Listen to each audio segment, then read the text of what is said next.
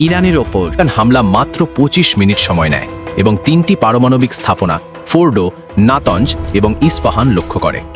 ফোর্ডোতে হামলাটি ছিল সবচেয়ে বড় এবং জটিল। তেহরানের দক্ষিণে পাহাড়ের গভীরে লুকানো ইউরেনিয়াম সমৃদ্ধকরণ কেন্দ্রে ১৪টি বাংকার বাস্টিং বোমা ফেলার জন্য আমেরিকা B-2 বিমান ব্যবহার করে। ফোর্ডো টানেলগুলি ভূপৃষ্ঠের ৮০ মিটার নিচে চাপা পড়ে আছে, যে কারণে আমেরিকানরা GBU-57 নামে পরিচিত একটি নির্দিষ্ট ধরনের বোমা মোতায়েন করার সিদ্ধান্ত নিয়েছে। বোমাটির ওজন ১৩,০০০ কিলোগ্রাম এবং এটি পৃথিবীর ৬১ মিটার গভীরে প্রবেশ করতে পারে। এটি দুবার বিস্ফোরিত হবার জন্য ডিজাইন করা হয়েছে এবং এটি একমাত্র অস্ত্র যা ফোর্ডো টানেলগুলিকে ক্ষতিগ্রস্ত করার কাছাকাছি আসতে পারে। অপারেশন মিডনাইট হ্যামারে আমেরিকা এই স্থাপনাগুলিকে লক্ষ্যবস্তু করার কারণ, রাষ্ট্রপতি ট্রাম্প ইরানের পারমাণবিক সক্ষমতা ধ্বংস করতে চেয়েছিলেন। ইসরায়েলের প্রধানমন্ত্রী বেঞ্জামিন নেতানিয়াহু একটি সর্বাত্মক পারমাণবিক যুদ্ধের বিষয়ে উদ্বিগ্ন ছিলেন।